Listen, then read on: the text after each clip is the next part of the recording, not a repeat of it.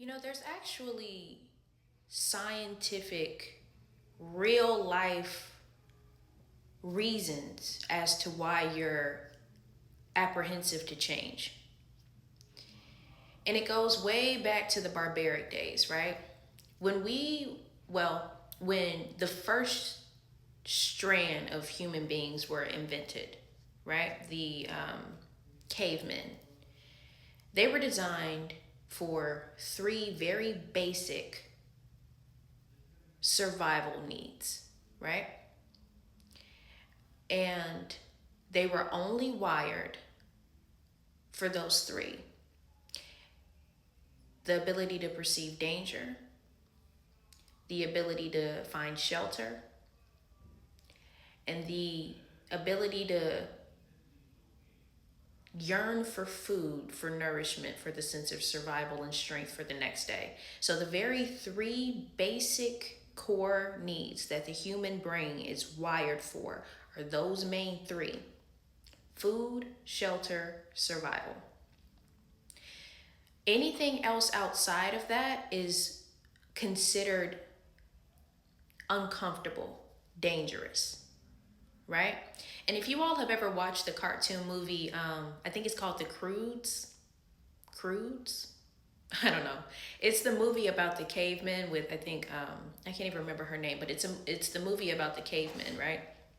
And even in that movie, they describe the concept of what change looks like and why people are so apprehensive to it. There's real science to it. Your mind is only wired to keep you safe.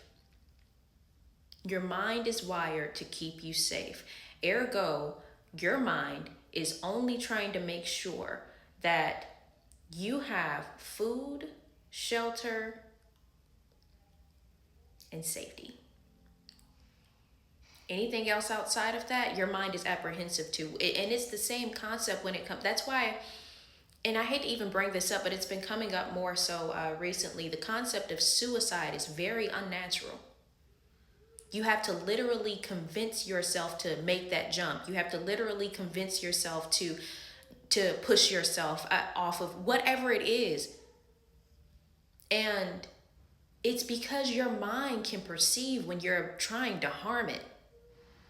Your subconscious can perceive when you're trying to do something that they perceive to be dangerous, which is why when it comes to things like change, when it comes to moving on, when it comes to letting things go, letting people go, there's a real core reason why you perceive that as dangerous, why you procrastinate, why you don't actually want to take the steps to do it. It's because your subconscious mind is perceiving that as dangerous, because wherever it is that you are right now, it's comfortable. It's providing you, even if it's on a very bare minimum level, safety, shelter, food. Anything else outside of that requires convincing. You have to almost seduce your mind, convince yourself, massage it in to literally like bring your mind on one accord to actually make the moves that need to be made. And mind you, this is just the very basic level. This is the human side of change. There's a spiritual side to change, and then there's a human side to change.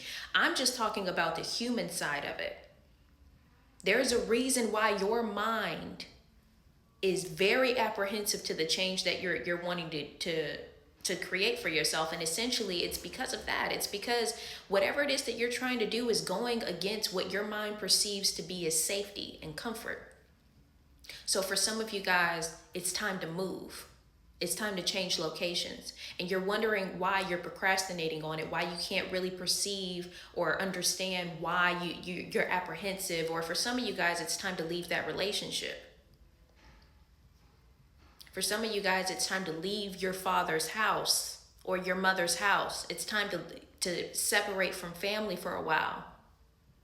And you're wondering why all of this fear is coming up to the surface, or why you're apprehensive to it, or why, for some of you guys, you can't even perceive what that would look like. For some of you guys, it's about coming out of a very stagnant season. For some of you guys, this has something to do with the job. The main reason why you keep holding on to it and why you're so apprehensive to like change is because it goes against those very three basic needs that this job, although it is draining the life out of you, it's meeting those needs. It's providing you safety. It's contributing towards your shelter. And it's providing you with or contributing towards nourishment in some type of way. And I learned about some of these basic techniques in this book here for some of you guys if you want to read it. It's a book about public speaking, but it also, the first half of the book talks about how the brain works and how you can start to nourish your mind or almost trick your mind into shifting from being so afraid or perceiving fear as being a negative thing and rewire it into learning how to expand and learning how to see yourself as a better speaker, see yourself in a better light. And those techniques that he provides in the first half of the book, it goes way deeper than just speaking. He talks about how your mind has two split levels. There's the subconscious mind, and then there's the conscious mind, of course, right? And it's the same with the nervous system. There's a rest. It's not coming to mind the verbiage verbatim, but there's your nervous system has rest, and your nervous system is in fight or flight. Those are the only two that exist. And when you're in that balanced state, there are different tricks and tools that you can utilize to get yourself back into a more balanced and calm state, even in stressful situations. But even in that book, it's describing how your mind is wired to try to keep you safe. So for you to actually make the shift, actually take the change, actually leave, actually like take what is called a leap of faith. And that's essentially what this channel message is about. It's surrounding the leap of faith that you're about to inevitably take. But this message also came about because somebody posed the question, why is it so hard to change? Or why does people perceive change as being negative? And it's because of the reasons that I just mentioned in the first half of this video. Our mind is wired to keep us safe, and it is very hyper aware of the things that you try to introduce it that is perceived to be danger. Your subconscious mind knows what you're trying to do, and it is trying in its power to keep you safe. Your mind isn't wired for change. Your mind is wired for safety. That's why you're apprehensive to move. That's why you're apprehensive to meeting new people, taking on this relationship, doing it, thinking different, being different. It's not that it's impossible. It's just that it takes a bit of convincing. It mentions it even in the book. If you want to introduce your mind to something new or something different, it takes convincing. You're going to have to introduce it to your subconscious mind. You're literally going to have to seduce your mind into perceiving it, whatever change that you're trying to do, as something that's beneficial. Because if you can't convince your subconscious mind that what you're trying to do is beneficial to you or is contributing to your safety or your shelter or your comfort, then you're going to essentially be working against yourself, because your mind is just going to say, well, no, I don't see how this benefits us, so no, we're not going to move. No, we're not going to change. No, we're not going to work out. No, we're not going to eat healthier. That's going against my comfort level.